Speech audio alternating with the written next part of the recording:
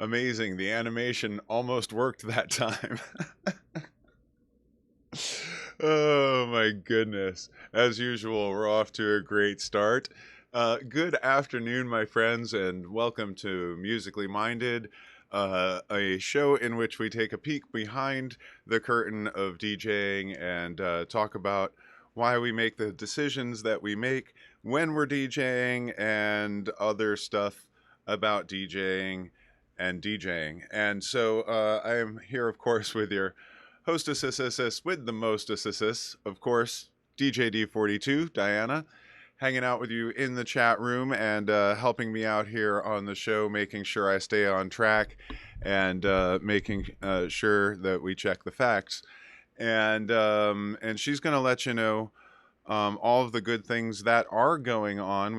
As usual, we've got a lot of stuff coming up. So why don't I turn the microphone over to Diana for a moment, and she will do that in theory. Good morning.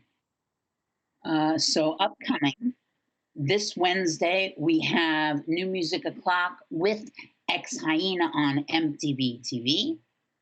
Saturday, we have The Wicked Party with DJ Addambombb on twitch.tv/ADDAMBOMBB. And of course, you can catch us, every Sunday at 2 p.m. Eastern for Musically Minded. Indeedy do. And Diana, as usual, will be links up as needed in the chat room. Of course, thank you for joining us in the chat. And if you do have any questions, feel free to throw those questions on up in the chat. You can always send me a message on Facebook or whatever, and maybe we'll talk about it in one of the upcoming shows. And DJ Frantic, we will talk about marketing and getting your name out in a future edition. I'm going to let that topic hang just a little bit longer because I can't quite recall what we were talking about last week. But Diana's going to get us caught up here, and she knows what we want to talk about today. So, Diana, save me. All right. Well, a few weeks ago, before we had talked about the transitions conversation, we were talking about the parts of the mixer, and you had mentioned you could spend a whole show talking about cables. So what do we need to know? What are the different types of cables, and what are they used for, and why? Okay, so good stuff, and I'm prepared for that. So when I was working in musical retail, musical instruments retail, I got these questions a lot, like what cable do I need? And a lot of times, troubleshooting questions would come down to using the wrong type of cable for the application. And so I would do what I call physics for the DJ.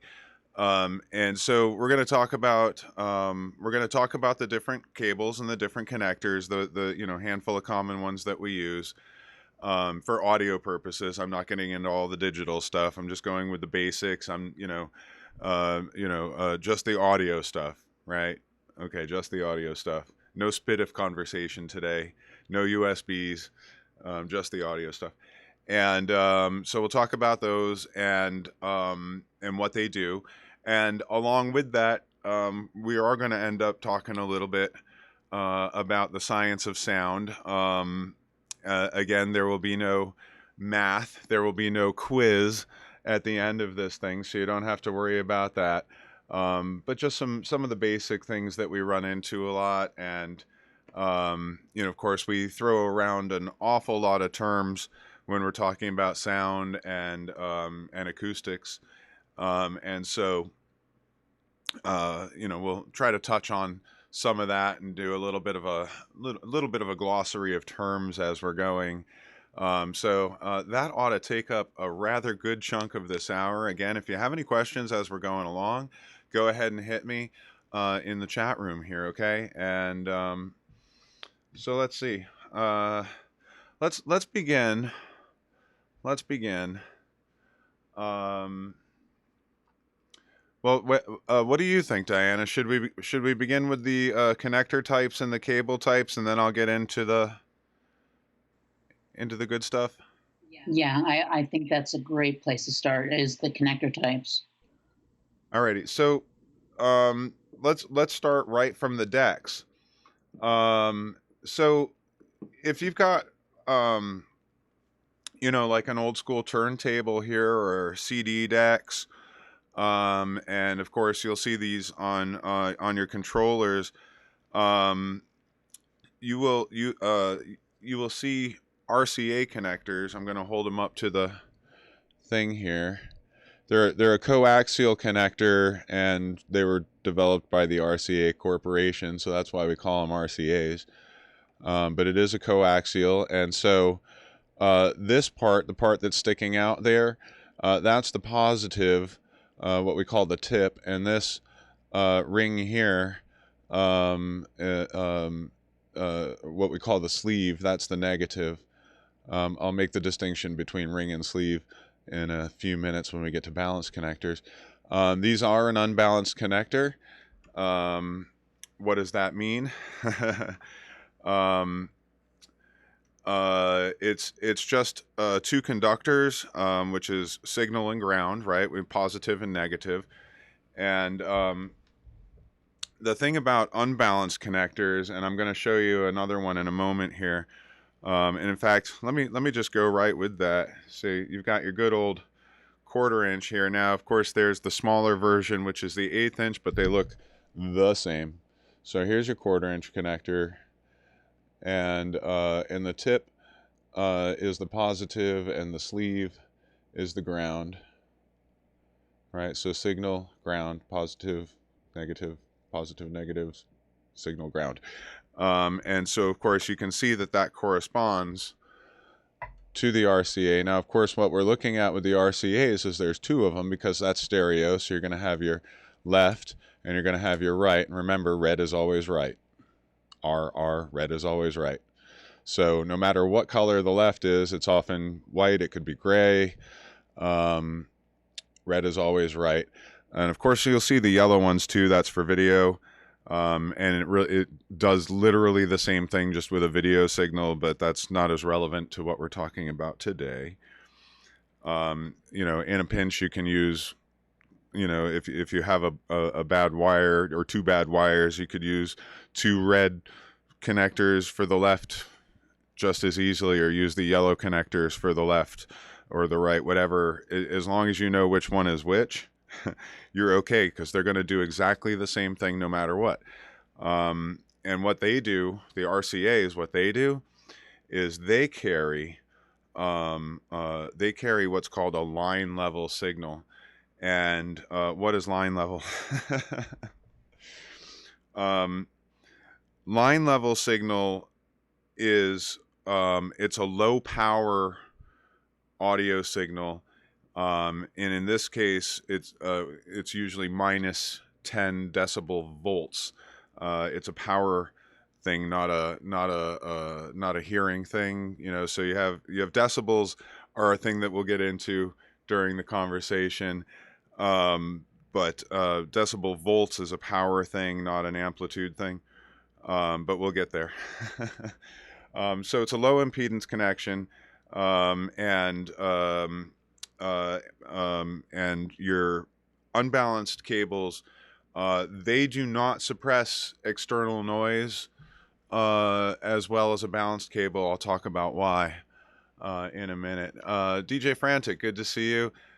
Today's topic actually is we're talking about cables and connectors, and we're right in the beginning of it, and we're talking about RCA connectors right now. So line level, minus 10 decibel volts. And so anything that's a minus 10, you're going to use this connector for. And that's your CD players, your So we use them for the turntables. The turntables, though, you need a preamp for, because the turntable is sending an even lower signal. And so let me just jump onto that real quick. Your line level is basically your consumer audio everything, right? It'll be, like I said before, the CD decks, the preamped turntables, right? We have a different switch on the mixer for a phono input because it has a stronger preamp, so that it gets it up to line level and then continues through the signal path. We talked about that when we were talking about the mixers, from there until it gets to the main outputs. Now your main out level, that's your pro audio level. That's sending it from the mixer to the amplifier. That level is going to be higher because, again, it's preamped. Even if you've preamped the turntables, it's still going to preamp the signal. It's going to raise the power of that signal to +4 decibels, and so it is a higher power signal, which is great because when you use balanced cables, you can send it further. I'll talk about why in a minute. So now, very commonly, you'll see the 1/8 inch jack, as we were talking about, or the 1/4 inch jack, as we were talking about earlier. You'll see that to plug in like guitars or keyboards, that kind of thing. That's an instrument level. So coming off the pickups from the guitar, it's sending a -30 decibel signal. So that, of course, gets amplified at the preamp stage in the amplifier, in the head. For the amplifier, sitting on top of the big speaker, you have the head, the guitar head. So that gets rectified there. Your microphone level, like this guy, is probably around -50 to -60 decibels. Depends a little bit on the microphone. Of course, you have the condenser mics, which you need a phantom power for, but that's not, neither here nor there at the moment. It's a similar signal, and it does depend a little bit on the microphone, but it's much, much lower. And so, again, it needs to be preamped, and then it gets amplified from there. Of course, with a microphone, you're going to be using a balanced connector. That's our good old XLR here. Let me pull one of these up. XLRs. All right, so here's your female side. Black. It's black, so it's hard to see, but you can see there are 3 pins. I'm trying to get an angle with the light there. The computer is going so slow. It's because we use this NDI plugin to get Diana in here, but you can see there's 3 little holes in there. And then on the other end, you've got 3 pins. That's the male side. As usual, the male side is the thing that looks like a penis. Somebody made that decision way on back. In this case, it is binary. But yeah, so we've got 3 pins. What are those pins? They are left, right, and ground. But that's not because it's stereo. And in fact, you'll see on the output of your mixer, there's a left XLR output and a right XLR output. Why would it be left and right then if it's not stereo? Well, what it's actually doing, this is the very cool thing about balanced cables. It has 3 conductors, as I said, ground, left, and right. And so what it's doing is it's actually sending 2 copies of the same signal.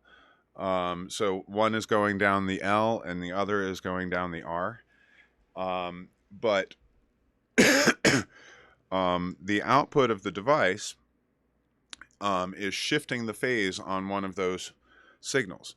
It's reversing the phase 180 degrees. Well, this is when we're going to have to get into a quick little bit of physics, but we're using phase cancellation.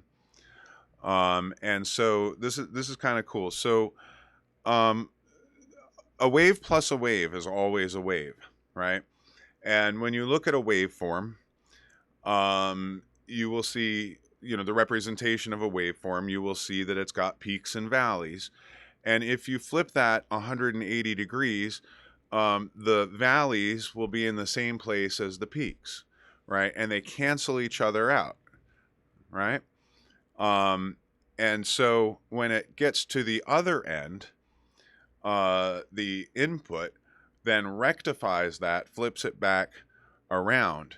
And so any noise that has gotten into the cable, because these things are essentially antennas, it's electromagnetism, it's quantum stuff. We can't explain it anyway. No, it's very interesting. Magnetic fields. And so because these are basically antennas for noise, it picks up noise along the way. And by doing this, by sending the two signals out of phase and then rectifying it at the end, any noise that has entered the system has been copied onto both channels and then it gets canceled out. Right? When you flip the phase back, any noise that's gotten in there gets canceled out. So you get a clean signal, and you can run much longer signal runs because you're not losing power along the way as fast as you are using an unbalanced cable. Like, my sort of general rule is with unbalanced cable, like an instrument cable, like for a guitar or whatever, anything more than 20 feet, you're starting to really start to lose some signal. You're going to notice. And again, the thing that you have to remember there is the inverse square law. So let's get into a couple of the physics things, I guess, because we do have to talk a little bit about phase cancellation, a little more, I guess.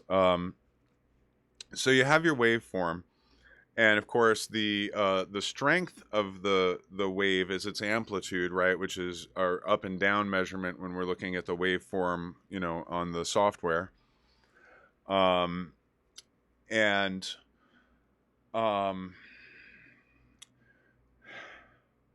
Where to begin? Phase cancellation.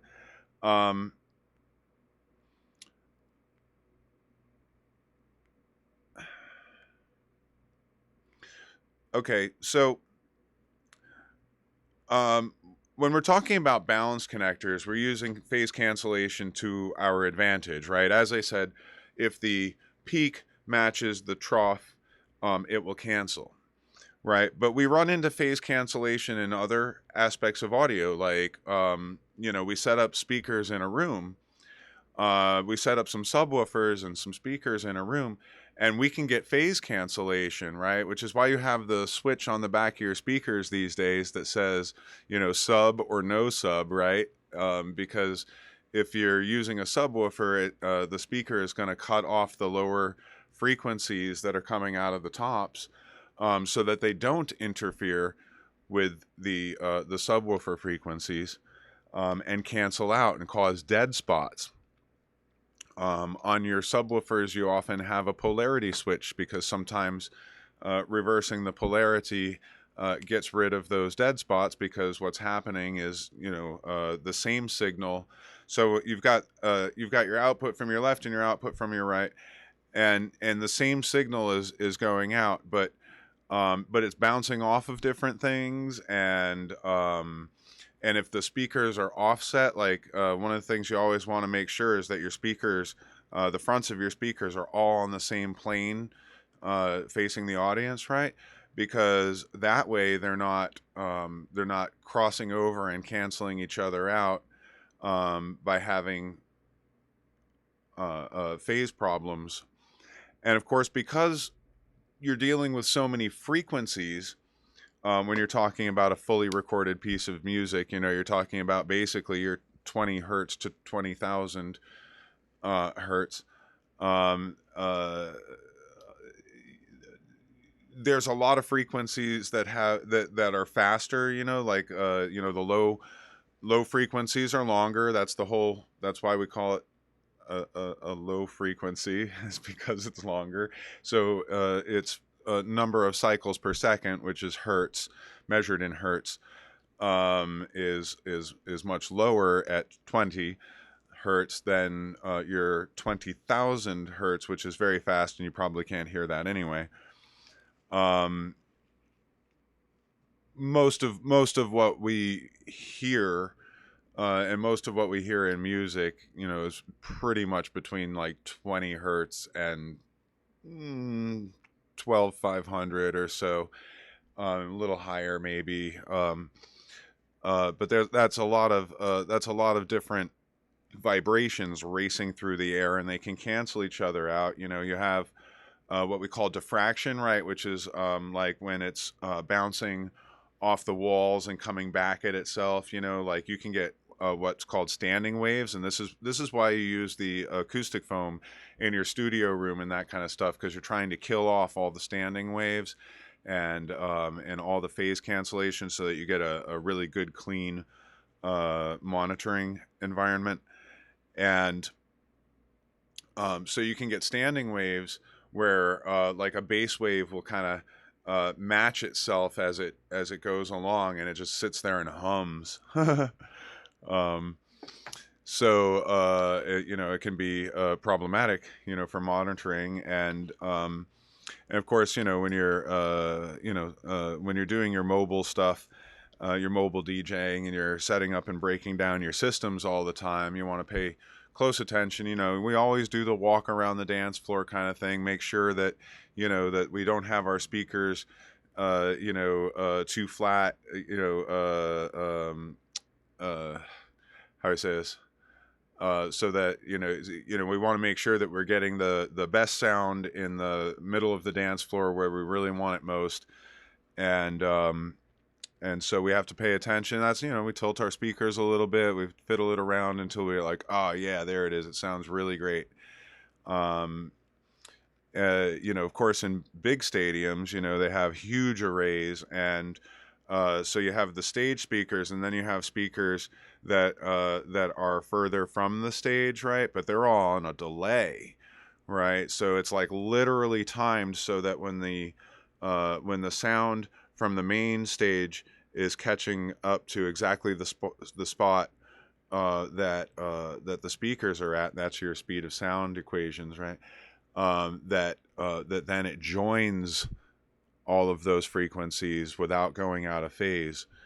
So that's how they do it in the big rooms, where you have like the wall of speakers there at the stage, and then speakers further out in the audience, for the balconies and that kind of thing.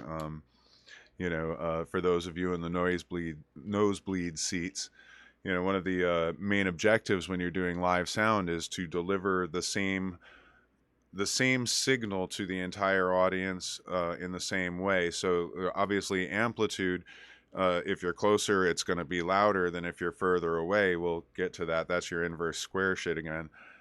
Um, but they want you to have the same mix. And so of course, when you're doing live sound in those big arena shows and the big theaters and stuff, it's all mono, right? And again, part of the reason for that is you don't want phase cancellation. Another part of the reason for that is most of your audience is not in an optimal spot for stereo listening. If you're sitting like directly in the middle in the sweet spot, you'll get the stereo effect and stuff. But if you're like way over on the right side, all you're going to hear is the right. And if you're way over on the left side, that's my left side, all you're going to hear is the left. Mono. Of course, when we're doing mobile DJs, and some clubs are in mono too, and that can be a little bit problematic sometimes. There was a particular VNV Nation song that was always problematic on mono systems, so you had to know if your club was mono or stereo, or make a mono mix. I made a mono mix of it so that it wouldn't matter. Combined stereo to mono is how we do that. So let's see. I've left a lot of things hanging here, haven't I? So oh, Diana's putting up all kinds of interesting things up there. I don't think I've read that. book called Physics and Music. I'm gonna have to find that. All right, so let's see. We talked about phase cancellation and all that kind of stuff. Now, um, yeah, we were talking about diffraction. You know, like everything bouncing off of things and coming back to you and causing phase cancellation. Of course, the opposite of that is dispersion. That's like if you're, you know, like it's what we would call an acoustic zero is when none of it bounces back. There's no diffraction. It's all dispersion. Um, and that's like, you know, you're maybe doing a wedding out in the courtyard. You know, it's cocktail hour. You know, you're not playing in a tent or anything. You're just like, you know, out in the courtyard, you know, playing music, right? There's nothing bouncing back. It's entirely dispersion. And so of course that changes, you know, your acoustics and your loudness in the room, right? Because the same amount of power with nothing, you know, if it's not bouncing off that back wall in the venue, the same amount of power is going to have a lower perceptive volume, you know, because it's just kind of disappearing into the atmosphere. It's going out in every direction infinitely. And this is again where we're talking about the inverse square law, and this comes up all the time, and this is probably the only formula that I'm going to throw at you. But the key to the inverse square law is that intensity equals 1 over the distance squared, and all that really means is that, like, okay, you've got a speaker, right? Let's say you're 10 feet away from the speaker. If you go to 20 feet away, it's going to be 4 times less loud. The perceptive value is going to be 4 times less loud. If you go 40 feet away, it's going to be 8 times less loud. If you go 80 feet away, it's going to be 16. So it's exponential, right? 2, 4, 6, 8, 10, or sorry, 2, 4, 2, 4, 8, 16, 32, that count, 64, and so on, 128 and so on. Count it right, Adam. 2, 4, 8, 16, 32, 64, and so on. This is why they do that in the theaters and arenas, right, with the speakers on delay, so that by the time the speakers from the front get to those further away speakers, you know, it picks it up and makes it louder again. Here's another thing that happens there, talking about doubling power, right? If you've got, for instance, let's say, you know, you've got a gig and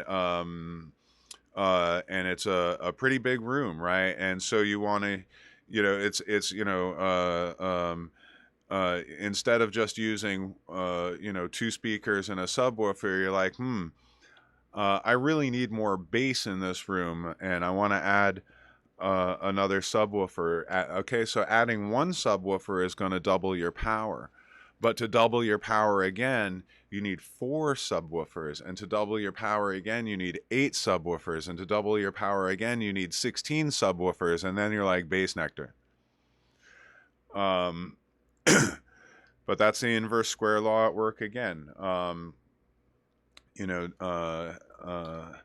another thing actually is microphone distance, right? Like, you know, this comes up a lot in recording, right? Is that, you know, as a vocalist, you have to be, you know, you have to have good mic control, and you want to, you know, you kind of ride the mic. On your louder parts, you get further away. On your softer parts, you get closer.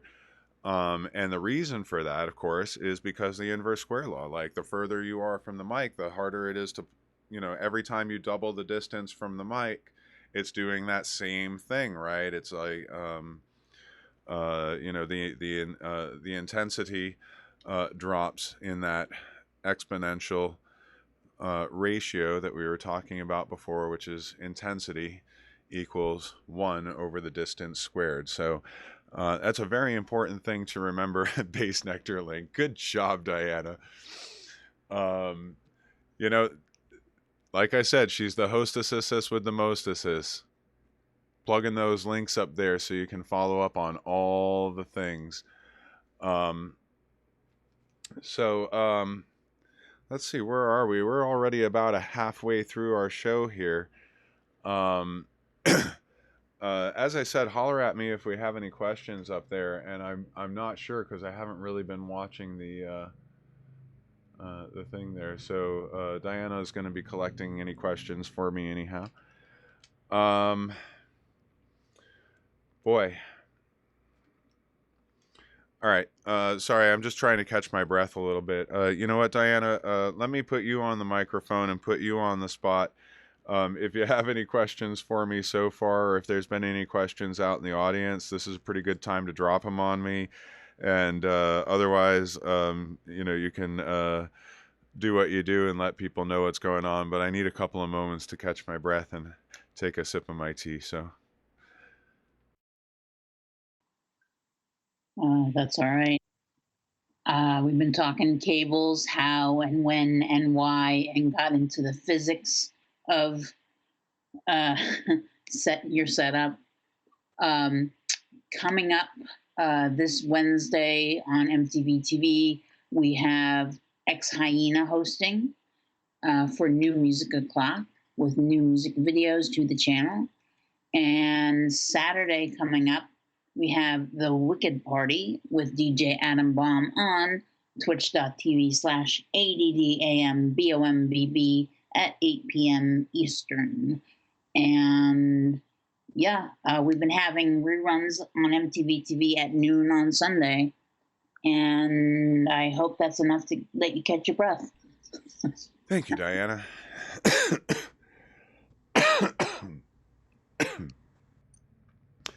Yeah, apologies, my friends. This lung stuff is it's well, it's got to get worse before it gets better. And if you've been following my medical drama, I'm on a shit ton of antibiotics, and they're going to be taking a piece of my lung out in the not too distant future. Yeah, it's all pretty crazy, but let's see.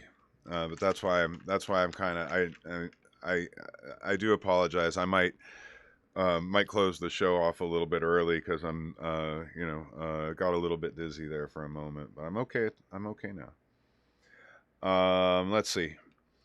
I don't want. Okay, let me. Oh, hey, what's up, rotten little dead girl in the house? Um, let me get back onto the cables thing, because we were talking about, like, oh well, why do you use these, and of course I had to get off onto the whole bit to kind of explain what's going on there anyway. And so we left off kind of on balance connectors with the XLR. Of course, there is the quarter and eighth-inch version of balanced connectors also, and this is what we call a TRS. You have tip, ring, and sleeve. Of course, the sleeve is the ground, the tip is the left, and the ring there is the right. It corresponds exactly to the XLR in that way, which is why this happens to be an adapter, a balanced adapter from the balanced quarter inch to the balanced XLR.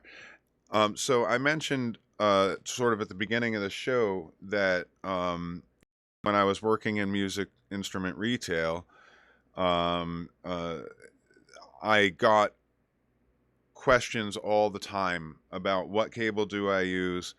And again, a lot of times, troubleshooting would be, oh, you're using the wrong cable. So it is quite important to know which cable you should be using for something.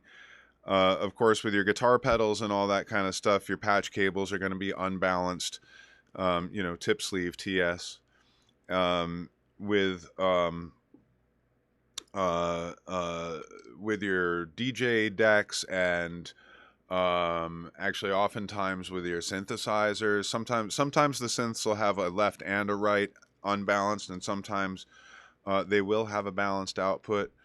It'll be a mono output and it's balanced, and sometimes they will have stereo balanced outputs as well, and it might be the quarter inch jack.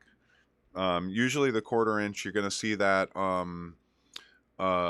more on instruments, and you pretty rarely will you see it on like DJ controllers and stuff like that. Some of the old mixers for sure. In fact, like on the I have this little what we call a portfolio mixer over here. It's a little Yamaha 10 channel, 12 channel, sorry, and it has balanced outs, both XLR and balanced 1/4 inch outs, so that you can use either or to go to your speakers. On most of the modern speakers, you don't see many of the 1/4 inch inputs, but if you do, it'll be a balanced input, with the built-in amps. You would go to the amps usually would be in mono, so you'd be going out. Well, they aren't not mono. The amps usually you would go to unbalanced from a mixer,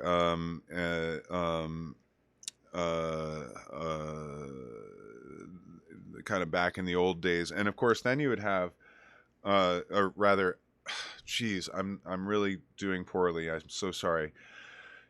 You would use the unbalanced from the amplifier to the speaker. You would go balanced from the mixer to the amplifier. I'm fixing what I was saying. From the mixer to the amplifier, you would send a balanced signal, and from the amplifier to the speaker, you would send an unbalanced signal. And so on some of the older speakers, you might see this kind of connector. They call it a Nutric. But of course, most of the time nowadays, when you're talking about your mobile PA kind of stuff, you're going to be working with the speakers that have the amplifiers built in.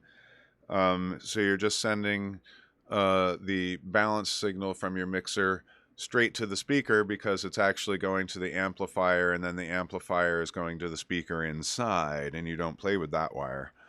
But of course, again, the reason that we use the balanced cable for that is that we can send it so much further without any loss of signal, right? It's an important thing. It's all electromagnets, my friends. And actually, talking about electromagnets, so a microphone and a speaker are like the same thing, but they work in opposite directions, right? When you have a microphone, or a pickup on a guitar or any of that kind of stuff, right? It's reading the vibrations, right? It's like you're speaking, you're singing into the microphone, and the diaphragm is vibrating based on the vibrations that it's receiving. And then that is turned into an electrical signal, and that's what runs down, the wire, and goes through all of this stuff, and then comes out on the other end. And basically, that's what happens there, is that the amplified electrical signal, right, moves the coils in the cone in and out of the magnet the same way that, it's induction, right? You know what induction is? Right? The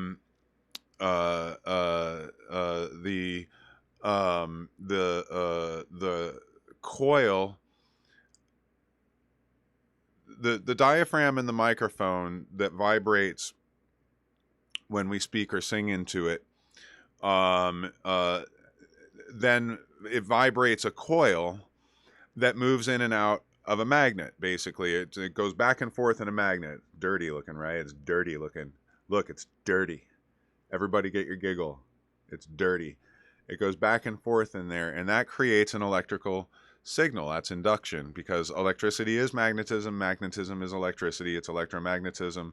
It's weird.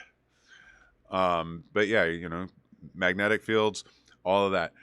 And that's what happens on the other end with the speaker, is that the magnet makes the coils move, which vibrates the cone, which vibrates the air. And that, my friends, is what we hear.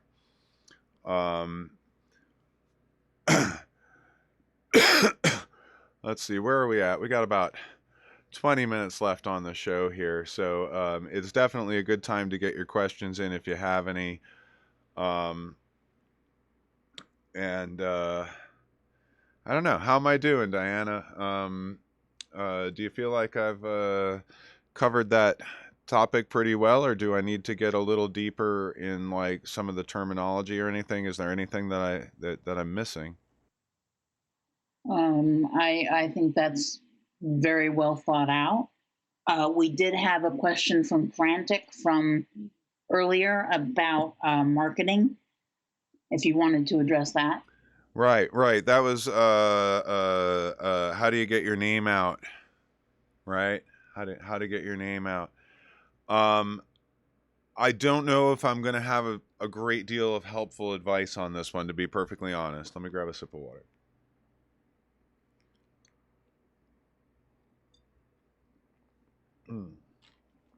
So, one of the things that I often say is that your best marketing is your references, right? Word of mouth is more powerful than anything else. Referrals top it all. Like, the trick, of course, is to get the gigs, to get the references, to get the referrals, right? And that's the that's where the sort of marketing stuff comes in. Like, there's a lot of things that you can do for marketing. I mean, you can spend a lot of money advertising and stuff like that. Like, if you work for an agency, for instance, one of the advantages of working for an agency is that they're doing the marketing. They're doing the advertising, they're building the website, they're doing the social media junk, all of that kind of crap. Doing it independently means more work for you. If you're doing DJing as your full-time job, let me tell you, it is a full-time job to be an independent DJ and to make your living doing it. I've done it for a really long time. One of the things that I really discovered was that marketing just didn't really mean shit. Like, you need to have a few basic things in place, because mostly to preset people's expectations, like, more than anything. Like, so, I talk about, like, oh, yeah, you want to have a website, right? Well, the reason that you want to have a website is so that you can answer the questions that people are going to have before they even really know that they have that question, if that makes sense. So, it is where you tell them who you are and what you do. And of course, you'll want your references on your website and all that. Like, it's going to be the place that people go to find out more. But getting them to the website isn't always, I mean, it's not easy at all, actually. I mean, especially when social media these days doesn't really have much organic reach. Like, I feel like I was really lucky because I was doing a lot of promoting in like the Live Journal and MySpace days, and it was like all kind of fresh and new, and we had organic reach. And so doing club promotions and doing independent event promotions and stuff, it was definitely a place where you were finding the more savvy clientele, right? Like, one of the important thing, actually, Christian Day, who runs the Festival of the Dead there in Salem, the Witches Ball and all that, he said, what is it? Your marketing. Oh, let me try to get it into my head because it's really good. Your marketing is your marketing is your clientele, is basically what he's driving at.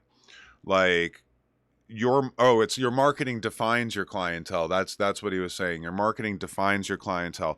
So like to get the kind of clientele you want, you have to market it the way that they want to be marketed to. And myself, okay, again, I've done a lot of agency work, and agencies are marketing to essentially the lowest common denominator, right? They want to be there. They want to be the everyman, service. You know what I mean? Like, uh, one phone call and you're done, easy, kind of thing. As an independent DJ, we tend to be more specialized, right, than we do when we're working for an agency. And so, if you're marketing yourself independently, you want to market to the clientele that you wish to attract. Now, in my case, I was doing a lot of uh, what we would call alternative or offbeat weddings. Offbeat Bride being a magazine sort of thing that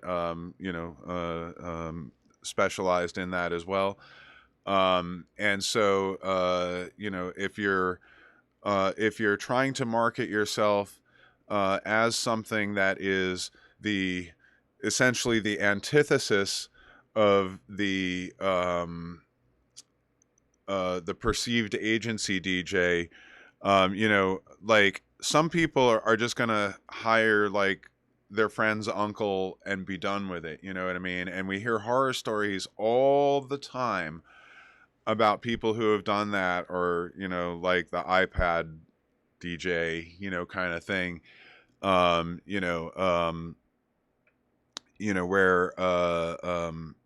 it's not really a professional DJ scenario.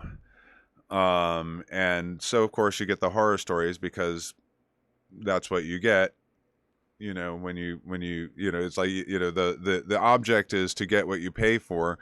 And of course your object as a DJ is to deserve the pay that you command. And of course the way that you command that is through your references and the perceived value thereof. And that's really the important thing about your marketing, is that that you are trying to you have to give your clientele a perceived value, right? Like, why would they choose you over the agency DJ that is $400 cheaper?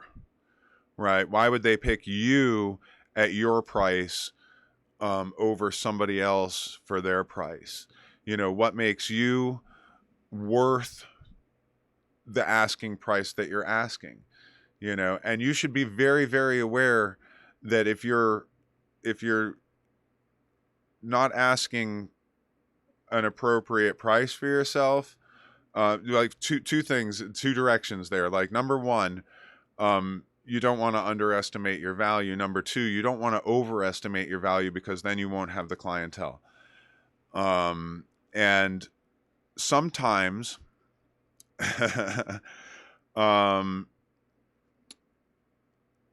sometimes you'll have the right client, but they won't have the budget, but you want that client, and you should do that because it's the client that you want, right? It's the, like, how do I explain this? Again, I've done a lot of gigs for agencies, and I've worked for some different agencies. Some of them were higher ended agencies than others. Of course, the ones that were higher ended agencies had the better marketing, right? And the ones that had the cheaper clientele, right? With the baked stuffed chicken dinners and the home catering weddings and that kind of stuff, where they don't want to pay a lot for a DJ, those were the agencies with the poorer marketing. They didn't have the marketing savvy. And how do you get that marketing savvy? Well, one of the things that you ought to do is look at other DJs' websites. And, imagine yourself to be their client, right? And look at their websites and say, would I hire this guy? And if the answer is no, don't look like that. And if the answer is yes, why? Figure out why and then make it work for you.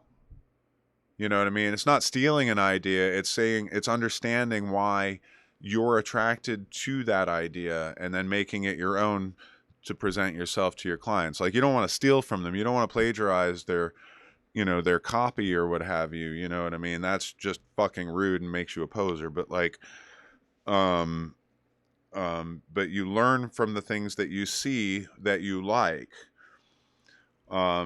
It's sort of the same thing, like, when you're learning your DJ skills, like the best thing to do is go out and see as many DJs as you can, because then you're going to learn things that they do that you're like, hey, that works for me. And you're going to learn things like, I don't want to be that DJ, and when I'm talking, sometimes, like, I've had clients and like the thing that they want is the chicken dance and the limbo rock and the get up grandma kind of shit. The game show host, they don't really care about your mixing skills. What they want is an MC to entertain the kids. You know what I'm saying?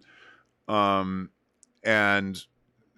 in my independent career, that's usually the agency gigs, right? In my independent career, my clients wanted exactly the opposite of that. They said the last thing we want is fucking line dances. You know what I mean? And that was kind of my specialty, and that was kind of my hook, was like, like, for one thing, being a club kid and all that, and being in like doing things like the Rocky Horror Show and going to the gay clubs and going to the rave parties and the goth clubs and that kind of stuff. That was that's part of my musical history, right? So if I'm connecting to a client with their musical history and saying like, yeah, I get where you're coming from, right? That makes me a more attractive DJ to that client, and that makes them a more attractive client to me, because I know I'm going to like the music and I'm going to have more fun than if I'm playing old time rock and roll. And I mean, no dice on old time rock and roll or anything, but like, if I'm playing like wedding standard after wedding standard and Macarena and electric slide and Cupid shuffle and all of these things, that is not going to be as fun of a wedding for me. Of course, if that is the thing that is fun for you, then by all means fucking go for it and make your fucking money, because you deserve it. You deserve it. It's not easy, of course, getting to the point where you can be independent and be able to pick and choose your own gigs is really like, it's kind of rare air. And so, like I said, if you can be in the position, it's like, obviously you don't make as much money per gig with an agency, but you make it up in having a lot more gigs, because they're doing the marketing that brings in the clients that keeps you working. Doing it on your own means that you're like constantly pounding pavement. You're constantly trying to put yourself out there, because you need that one client that you're going to blow them out of the water, right? You're going to knock their socks off, and they're going to tell all their friends, like all of the friends that are at that wedding, like I say, every gig is your audition for your next gig, because they're the ones who are going to book you, because they had so much fun. And they were like, I have never had as much fun at a wedding as I did with this DJ. I want this DJ. That's where your next client comes from. One of the most important things for me in my career was getting to know some wedding planners. And of course, the way that I got to know those wedding planners was because I had a client that I was the right fit for, and they hired me, and I was introduced to their wedding planner. And now their wedding planner is like, hey, I hear 100 DJs a year. I'm doing 2 weddings a weekend, 3 weddings a weekend, whatever it is. I'm hearing 100 DJs a year. but I want your card because you fit my clientele better than all those DJs, right? Which is why you're here with my client now. Like, they've got the same client that you do. You're on a level with the same client. You're probably on a level with that wedding planner too, right? And of course, you can cross refer each other. You know, you get a client that inquires after you and says, like, hey, do you know a good wedding planner? Bam, sure you do. That wedding planner, hey, do you know a good DJ? Call this dude. You know what I'm saying?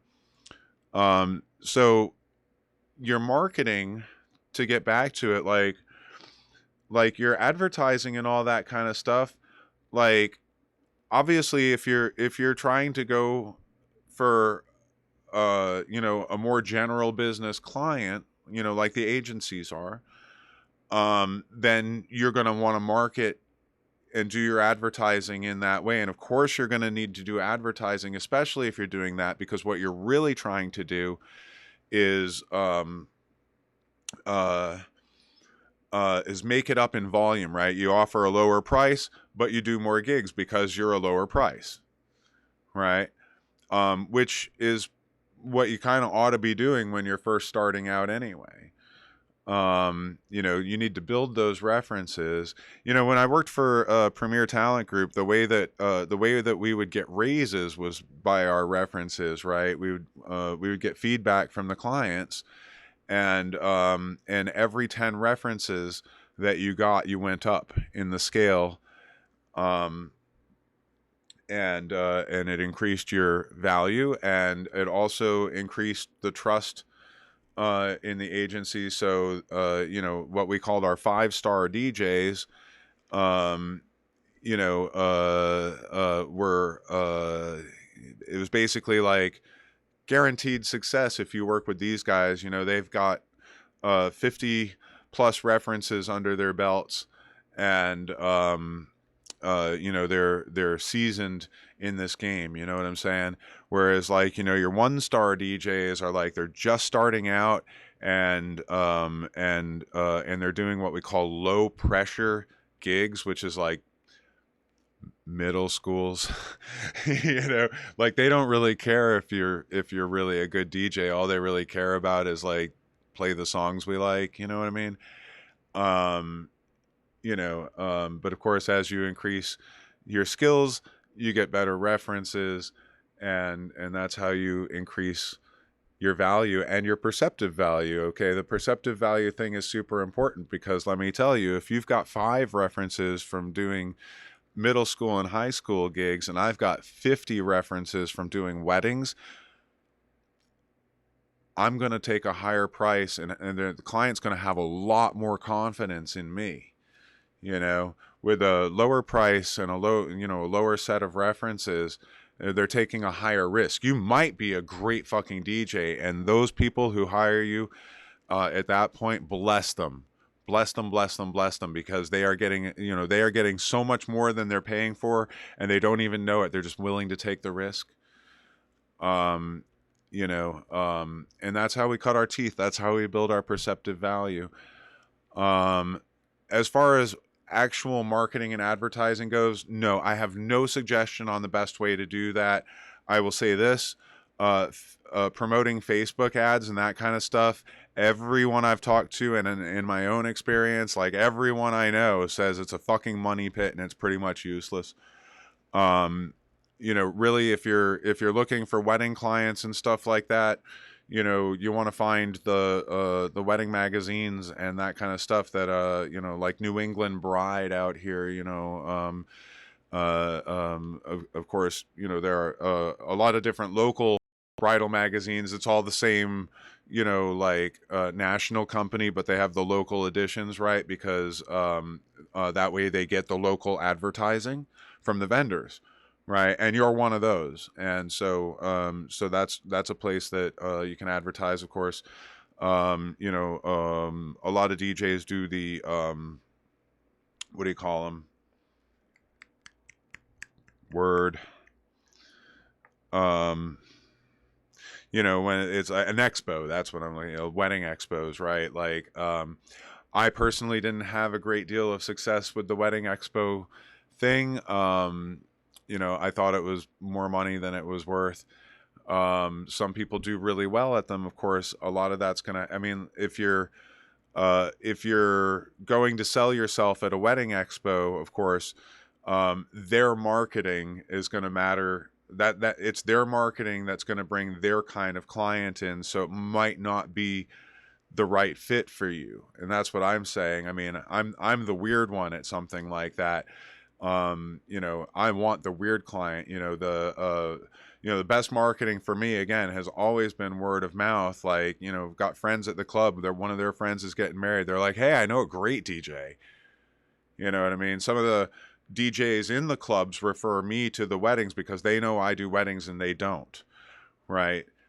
So that's like a really big. I would say probably the most important thing is just really like word of mouth. Like if people have the opportunity to see you, then like that's how they get to know what your skills are. And um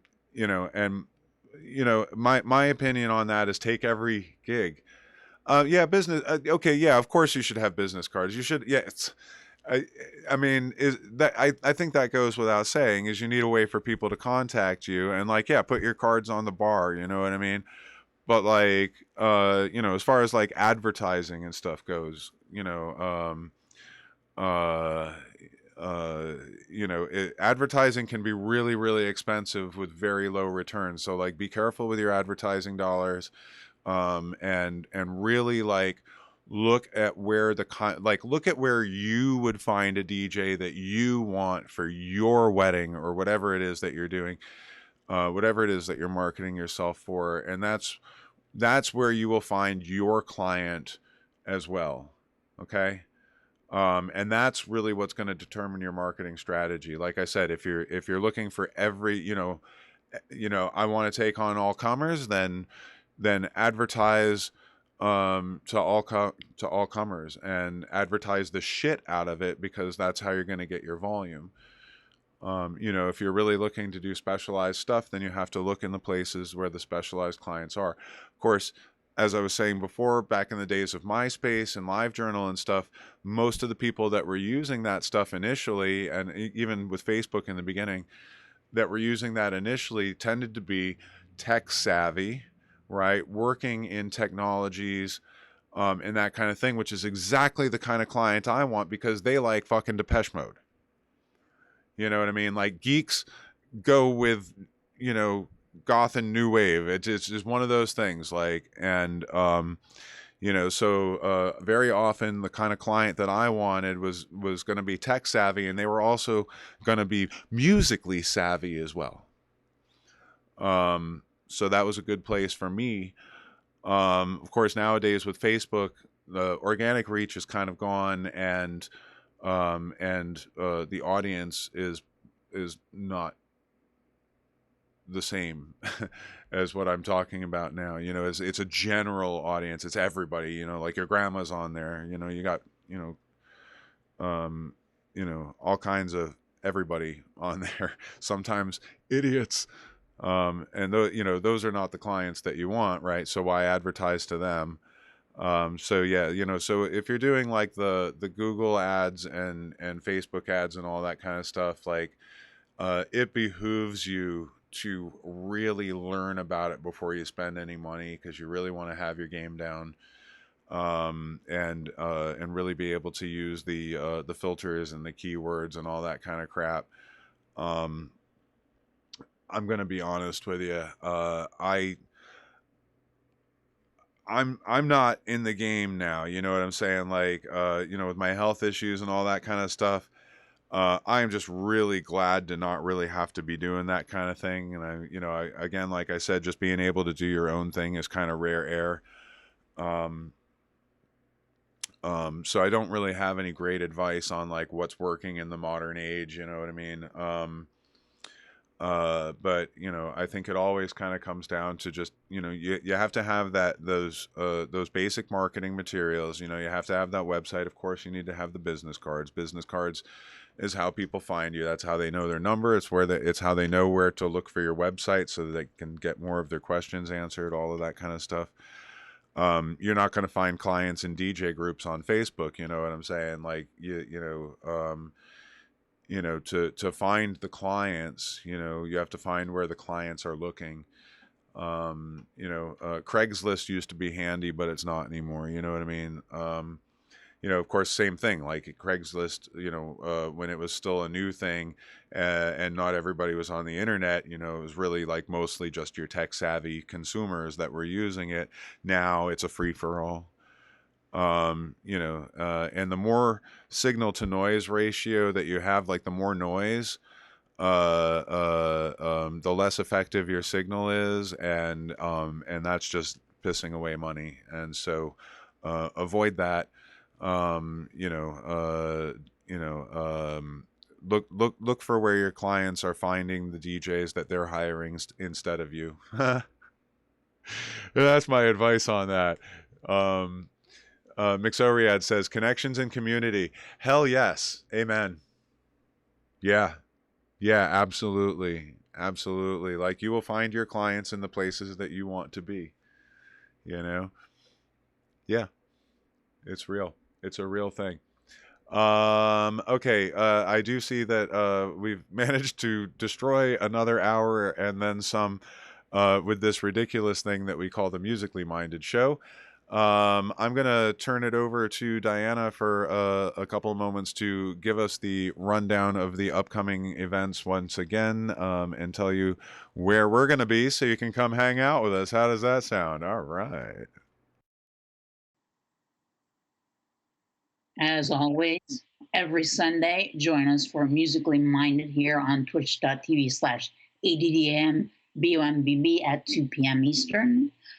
This Wednesday on twitch.tv/MTVTV, we have X Hyena hosting New Music O'Clock at 5 p.m. Eastern. And then this Saturday at twitch.tv/ADDMBOMBB, we have The Wicked Party. And then support Adam on Patreon, patreon.com/ADDMBOMBB. And thanks for joining us. Yes. Thank you again so much. Oh, I should have done that when I had the mic muted. How disgusting. Adam, you're such a pig. All right. Thank you all for joining us. And thanks for good questions. And Diana's going to rate us off. Is there a space couch today?